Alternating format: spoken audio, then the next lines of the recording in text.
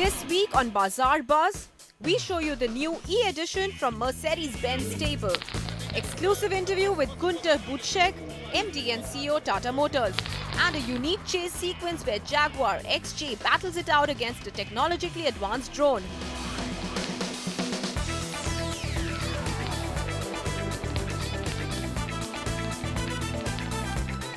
Hello and welcome to CNB Bazaar Buzz. Let's start the show with a look at the E-Edition from Mercedes-Benz that's just been launched in the Indian markets. This is to mark 20 years of the E-Class brand in India, and the new model does boast of exclusive features. Here's a closer look.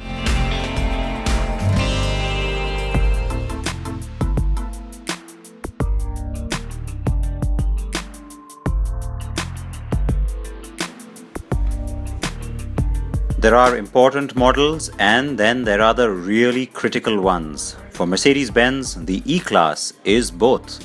Its largest seller in several markets and here in India too, the E-Class has now completed a 2-decade run in the country. The E-Class journey marked the start of innings for Mercedes-Benz in India when it began assembling the car here in the mid-1990s, and it has sold over 32,000 of them since. No mean feat in a fairly small luxury car market that was even smaller 20 years ago.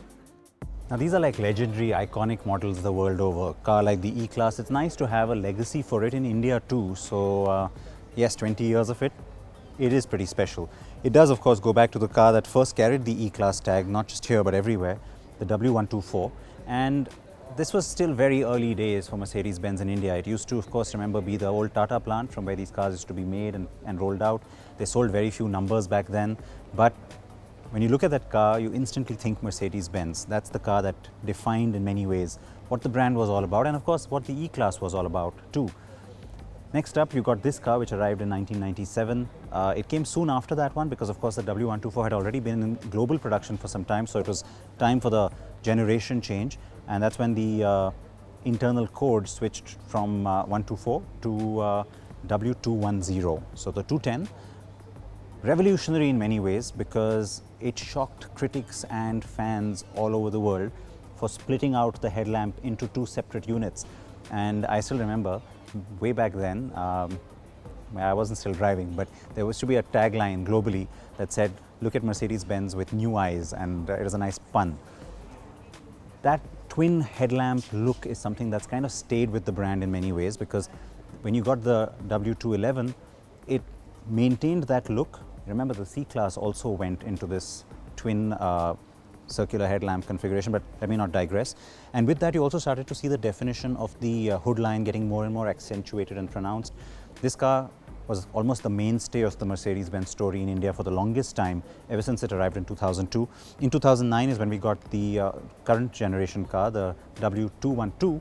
And while it came in, it had almost like a hushed arrival. And it's not just in India. Everywhere, this car got a little bit of stick for not being a revolutionary jump like the previous E-Classes had been, which is why Mercedes spent over $1 billion, which is unheard of for a facelift. And in 2013, the facelift arrived and boy, did this car take off. Not just here, every market. Mercedes won lots of awards for it. It did really well. It had the new LED headlamps. It just brought in a whole lot with it. And the Edition E, of course, builds on that as it starts to almost in a way start the process of unwinding the W212 story. Because remember, globally, the switchover is now imminent to the W213. We will soon start talking about the new car, but for now the moment belongs to this one. And I have to say it's quite a treat to see all cars across generations lined up together like that. Pretty special. And the one at the center is the new launch from Mercedes-Benz, the Edition E, which will see the current W212 bow out by the end of the year. So it gives you plenty on board to feel as special as its anniversary badge promises.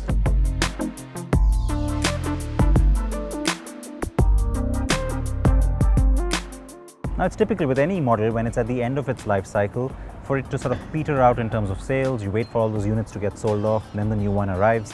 It's not quite the case with the E-Class, don't get me wrong. The new car is still many months down the line, and this one is still very much under production here. But by doing the Edition E, it's a bit of a trump card as well for Mercedes-Benz, because the model, remember, is very significant for Mercedes here in India and in the rest of the world.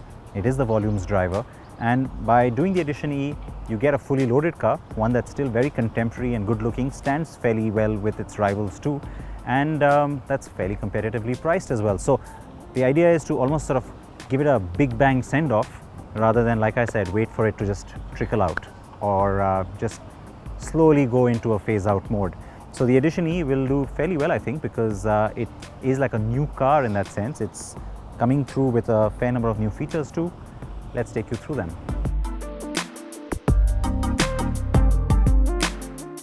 So besides the Edition E badging on both sides, you get an AMG styling kit and new multi-spoke alloy wheels. Inside the cabin, the changes include a navigation system from Garmin as standard, and the car now has a feature-rich rear seat entertainment unit. Under the hood, the Edition E sees no change.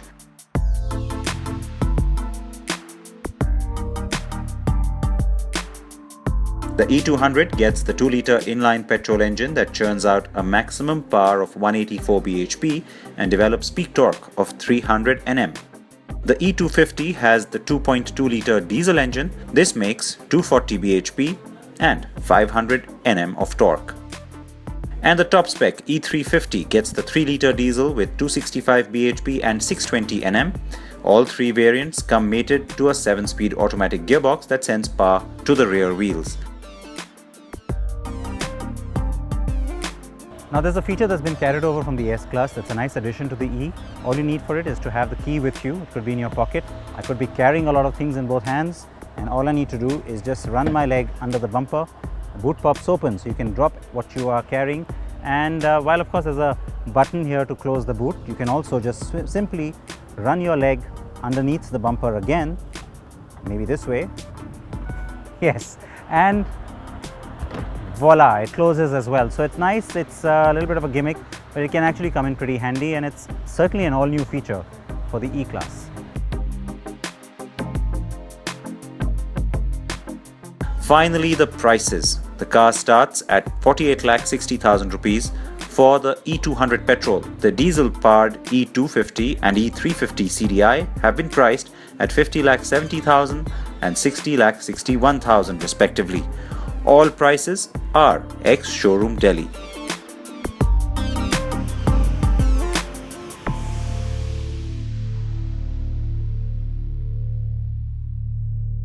It may not be a rare thing a few years down the line to celebrate 20 years of a premium car model here in India, but it certainly is rare right now. We're talking about the E-Class, and let's talk more about it with Roland Folger, who's joining us. Nice to meet you, Sid. Good to see you, and congratulations on not just the Edition E which you've unveiled, but 20 years. I mean, that's a serious legacy in the sense, of course, we've always known Mercedes was the first manufacturer to start assembling cars in India, but actually looking at that lineup, including the very first car there, the 124, that makes it pretty special. Yeah. It's also special for us because in overall, it was our volume driver. And I think it's what we truly understand as being the heart of and the soul of the Mercedes-Benz brand here in India, because this is what we started out with. This is what people see on the roads, and a total of 32,000 cars that we have in the meantime sold in India of these specific vehicles here. I think that's a story to be told about. And that's true in other markets too. I mean, it's not unique to India, this thing about the E-Class and its legend. Yeah. Well, whether in Europe, whether that's taxis that basically gave the E-Class its image about longevity, about high quality, availability, 24 hours every day. This is something that therefore we see as a core brand. The safety of the car, the longevity, the high interior quality, the seating comfort, all these issues thrown together, I think have been shaping the brand strongly. The 32,000 units that you mentioned that have been sold in India to date, of course, the larger chunk has come in the last few years. I mean, in the sense that things have accelerated in a big way. When you did the facelift in 2013, of course, it was not just here in India, but everywhere. It was hailed as almost a new generation in many ways. That's also been heartening for you, the fact that you've seen this upswing in the last few years? It was a big contribution. We believe strongly, rather than discounting towards end-of-life cycles, to enhance the vehicle value by introducing features as standards that customers were interested anyway. We try to also basically sustainably increase the value of the vehicles throughout the life cycle to keep them attractive. Because naturally we introduce life cycle measures throughout the life cycle of the whole vehicle. But in the end, it's especially important. And I think also, therefore, looking forward, it's something that we're extremely happy with and that we are happy to launch in combination with the 20 years. Well, I can tell you that it's nice not to see a petering out of the model, because this particular one has been very successful for you. With the Edition E, of course, you've added a lot of features. Do you think that there's also an extra appeal around this segment right now? I mean, there seems to be an almost like an urgency with this space. A lot of buyers coming back strongly. What we see basically, and we recently introduced also the new C-Class, that naturally also internally customers are looking at several options that we in the meantime have for them. There is the brand new S-Class that was a major success in the markets. There is the C-Class, which has been taken over some of the queues. So actually that vehicle had to stand on its own. And I'm very happy to state that we did not see a lot of internal, what we call a cannibalization or anything of that nature. What we have seen and actually experienced is that the vehicle basically has its very, very strong following within, especially I would say also the business class, so to speak, of our Indian customers. The new technologies is an important point, because I know the cars keep getting more and more of that. But when you, as you mentioned rightly, with a new platform and new technology, of course you have to also prepare the plant for it. So would you already sort of begin that process in a short time to just get ready for the next car? Well, we do that once we usually stop producing the old one, which we at the moment have not planned in the foreseeable months.